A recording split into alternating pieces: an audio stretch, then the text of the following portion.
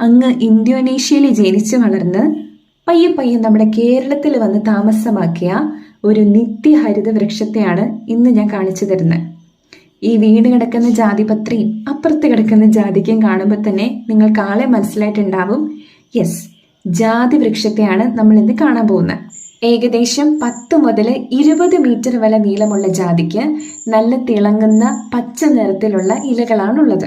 ചെറിയ മഞ്ഞ പൂക്കളാണ് ജാതിക്കുള്ളത്. അതിന് ചെറിയ മണവുമുണ്ട്, അത് കഴിക്കാനും പറ്റും. ജാതി വൃക്ഷത്തിന് നല്ല നീളമുള്ള ശിഖരങ്ങളാണുള്ളത്. അപ്പോൾ എൻ്റെ കുഞ്ഞിലെയൊക്കെ ഈ മരത്തിൻ്റെ ശിഖരങ്ങളിൽ കൂടി ഇങ്ങനെ കയറി ഇറങ്ങി നടക്കുക എന്നുള്ളത് എൻ്റെ ഫേവറേറ്റ് ഹോബികളിലൊന്നായിരുന്നു. ആവശ്യത്തിന് മൂപ്പെത്തിക്കഴിഞ്ഞാൽ ജാതിക്കൊക്കെ ഏകദേശം ഈ മുഴുപ്പുണ്ടാവും. അത് കാണാൻ നല്ല ഗോൾഡൻ കളറാട്ടോ. നന്നായി വിളഞ്ഞു കഴിഞ്ഞാൽ ആ കാ പൊട്ടി അതിൻ്റെ അകത്തെ ഈ റെഡ് കളറിലുള്ള ജാതിപത്രി നമുക്ക് നല്ല ക്ലിയർ ആയിട്ട് കാണാൻ പറ്റും. അതിങ്ങനെ ആയിക്കഴിയുമ്പോൾ ഒന്നെങ്കിൽ അത് തന്നെ അടർന്നു വീഴും, ഇല്ലെങ്കിൽ നമുക്ക് തോട്ടി ഉപയോഗിച്ച് പറിക്കാം. ഇങ്ങനെ പൊട്ടി വീണ ജാതിക്കായും ജാതിപത്രിയും നമ്മൾ ശേഖരിക്കുവാണ്. ഇത് നമ്മൾ ഇനി ഉണങ്ങാൻ വെക്കും. രണ്ടും സെപ്പറേറ്റ് ആയിട്ടാണ് ഉണങ്ങാൻ വെക്കുന്നത്. നല്ല വെയിലുള്ള സമയമാണെങ്കിൽ നമ്മൾ സൂര്യപ്രകാശത്തിലായിരിക്കും ഉണങ്ങാൻ വെക്കുന്നത്. ഇനി വെയിലില്ലാത്ത സമയമാണെങ്കിൽ നമ്മൾ അടുപ്പിന്റെ ഭാഗത്തായിരിക്കും ഇത് ഉണക്കാൻ വേണ്ടി വെക്കുന്നത്.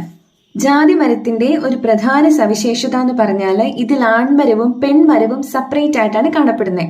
ഇപ്പൊ നമ്മൾ കാണുന്നത് ആൺമരമാണ്. ആൺമരത്തിന് കായ്കളില്ല. നമ്മൾ മുൻപ് കണ്ടത് പെൺമരമാണ്.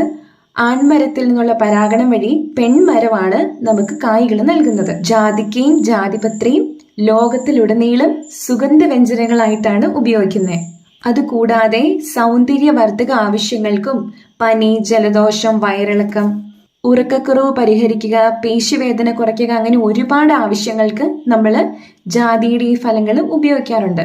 ജാതിയുടെ പുറന്തോടെ അങ്ങനെ ഉപേക്ഷിച്ച് കളയേണ്ട ആളൊന്നും അല്ല കേട്ടോ. ഇത് വയറിന് അത്യുത്തമമാണ്. ഇതിങ്ങനെ കഴിക്കുന്നവരും ചമ്മന്തി ഉണ്ടാക്കി കഴിക്കുന്നവരും ഒക്കെ നമ്മുടെ ഇടയിലുണ്ട്. ഏറ്റവും കൂടുതൽ ജാതിക്ക ഉൽപ്പാദിപ്പിക്കുന്ന രാജ്യം ഇന്തോനേഷ്യ ആട്ടോ. പക്ഷെ നമ്മൾ ഇന്ത്യയിൽ നോക്കുവാണെങ്കിൽ നമ്മുടെ കേരളത്തിൽ തന്നെയാണ് ഏറ്റവും കൂടുതൽ ജാതിക്ക ഉൽപ്പാദിപ്പിക്കുന്നത്.